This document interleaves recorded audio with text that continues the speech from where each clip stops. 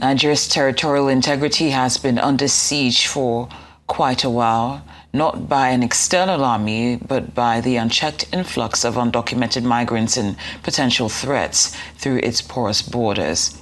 The country's border security, specifically in the north, remains weak, allowing individuals from neighboring countries such as Niger Republic, Chad, and other Sahel nations to enter effortlessly.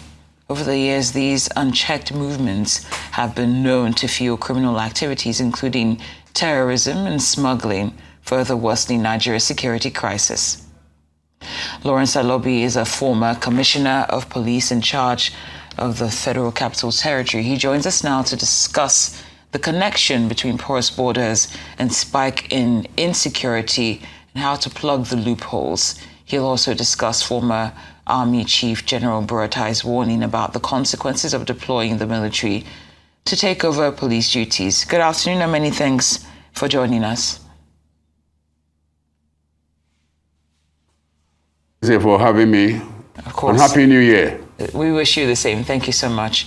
Now, this is not the first time we've heard about this, the complaints or the porous borders being blamed for a surge in insecurity. But I'm wondering, why have we not seen the matching action in terms of, if you match the complaints, we've not seen an action that backs that. Why do you think that's the case? Yeah, thank you very much. You see, even the ant is conscious of his territory, of his security. That's why the ant built an ant hill. That if you destroy an ant hill before Tuesday, the ant will mobilize forces and rebuild it again. So they are conscious of the importance of the securing the environment. The nation, I've once said in this program that we should develop walls to reseal out our territory from our neighbors. Our borders are so porous. And this porosity of our borders has made us to be very vulnerable to being attacked, to see our neighbors infiltrate into our country with arms, with dangerous weapons, with drugs, and some of our security agencies compromise. And it's not good for the security of this country. So I think what General Buratai, whom I so highly respect, a very humble man who did not play God when he was a chief of army staff. So I think his suggestion should be the government should consider this as very, very important, in line with Section 14B of the Constitution, which provides that security and the well-being of the people is the prime purpose of government. The security and welfare of the people is the primary purpose of government. If the government cannot see security as the primary duty, then the government should rethink of its role as a government. I think the government should take develop that will, some political will, to ensure that our country is protected, becoming embarrassing to us. We don't even know who are those who are in our country. We don't know who are our citizens. We don't know who are foreigners. We don't check. Who are we dealing with? Our country is as free as the air for both free trade coming and moving without any being, which is not too good. So I think Mr. Buratai has made a very valid suggestion, which I also want to reinforce and say, Mr. President and the government of Nigeria to see that solution as very, very important and should address it. Our security is critical and very important. And when we leave our border to be so porous, we make ourselves very vulnerable. And even among Nigerians, some Nigerians who use some of these avenues to make money, who have no conscience, who think that money is the ultimate in their life. So I think our government should rethink and make sure that our country is safe and secure for all abiding citizens. And thank you, Mr. Alobi. And in what way do you think it would be possible to actually secure the border? Does this administration have the capacity? Does it have the funding? How do we even go about doing that? You see, what about funding? You have a family. You plan and first of all, develop the concept, the idea, the vision to ensure that determination, the willpower to say, I want to make Nigeria safe and secure from our borders. Make sure that our borders are safe and secure. The government can budget on that. All the money we are spending on other things that are not too critical for the well-being of this country can be deployed for that purpose.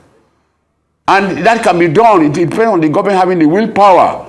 But the point is that because of our relationship with some of our neighboring countries in Niger and so forth and Chad, we tend to you allow sentiment to be cloud our sense of reason and sense of judgment, which is not too good. If we come out strongly and say we want to build our border, we can do that. It depends on just having the political will.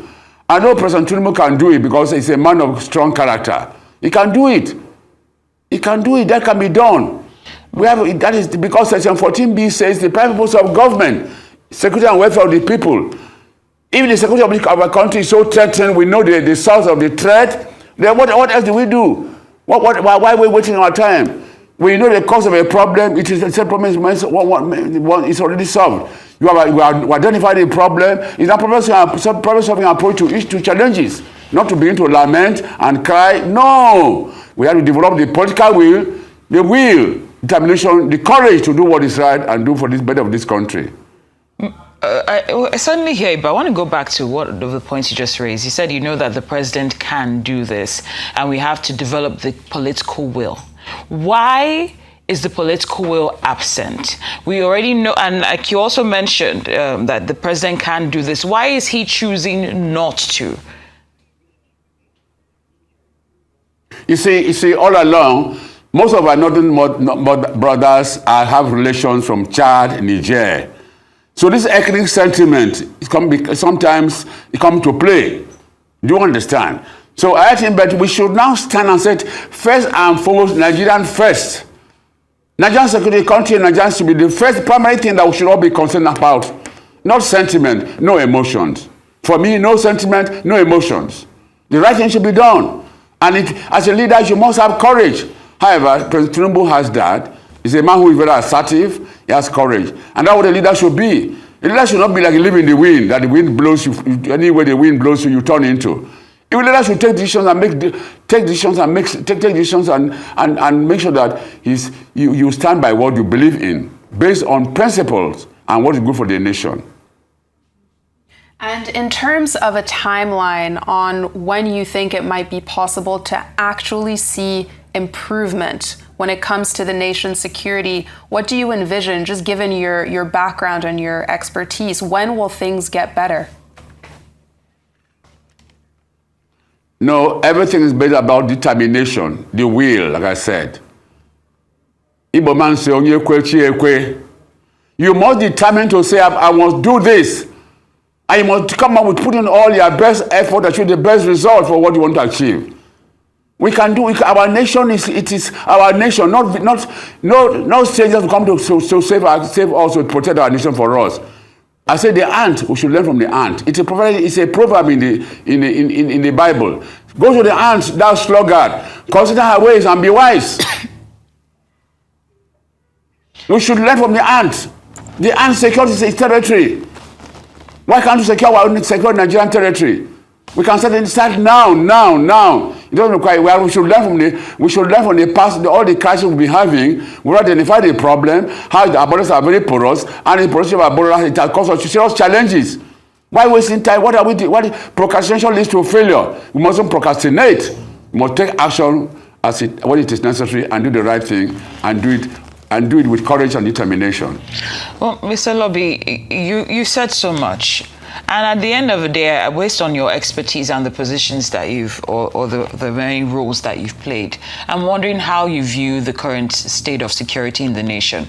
If by now we're supposed to be taking insecurity serious and our borders have not been secure for decades, and these individuals, groups, whoever they might be, have already infiltrated various states and are functioning in different capacities, what do we do to address the threat that has already breached the border and is within? Are you comfortable with the way things are being handled with the insecurity at the moment within the country? I'm not comfortable. I am not comfortable at all. I bleed in my heart when I see things. This is not so. I served for 35 years in the Nigerian police force. I started as a police constable and rose to the enviable rank of commissioner of police. I was federal operation. I had the president operation of the Nigerian police for 6 years. I was CPF City 2. The way things are happening is not the way we left it when we were there. In fact, policing now, for instance, like Bobura tirelessly said, The military has almost usurped the function of the policing and the internal security of the country, which is supposed to be so. Section 217 provides, when the Constitution provides that the military can come in aid, not to usurp. But now see, the police is systematically being destroyed by politicians and some people, some interest group. And that is what if the police is a taproot of internal security, the lead agency, when you destroy the police, you are destroying internal security of this country. Some people don't love this country, we're just concerned about money and power. You don't think about what can we impart? How can we make our country safe and secure for the good of all of us, for our children unborn? For instance, why should the military be involved in roadblocks, checkpoints, even being ADCs to vision head of state? Well, that was DC federal operations during Chogom. The military brought captains to become ADCs. I compared to General Guzo, who was in the NSA, and General Mohammed, what she was trying to be Mr. President. I said, you don't militarize policing. I said, ADC is not a military function, it's a police function. And they said, Lawrence, you are right. They asked the military to send back all the captains. I now had to mobilize officers from from the whole country to become ADCs to vision head of state. I provided ADC to Clinton. And even Bush when he visited Nigeria. But now the military are the one doing ADC for vision head of state. That is a normality in a democracy. The policing is the issue that strengthens democracy. The military are trained for combat, not policing civil operations. Please, this should be remedied. Like Burati said, is very, very right. The military should not usurp the function of the police, and the police themselves should not be so docile. I'm a lawyer.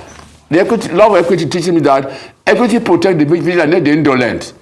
And if sleep over your right, equity don't come to your aid. The police should also assert their positions and defend and protect their integrity. And let the government know that, tell the government, no, this one should not be done. As I did now with Deputy Commissioner. And the Guruzo and General Mohammed saw with me. So this is what should be done. Like for instance, let me give you an example. Some months ago, when the new INEC chairman addressed the security agency in INEC, to my greatest surprise, I saw a brigadier addressing the nation, responding to what the INEC chairman said. That is supposed to be so. Election is police function, not military function.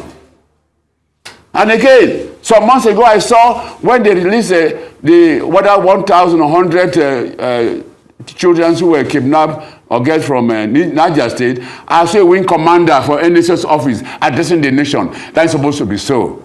Not supposed to be so. It's supposed to be the police. That internal security is the police. The police should be empowered, not destroyed and weakened.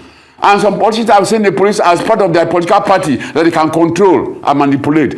That should stop. The police should be insulated from political control. The idea is given free hand.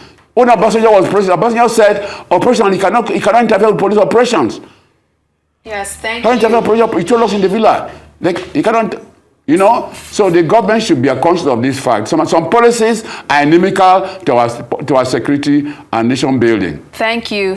Former FCT Police Commissioner Lawrence Alobi, thank you very much for joining us on Newsday.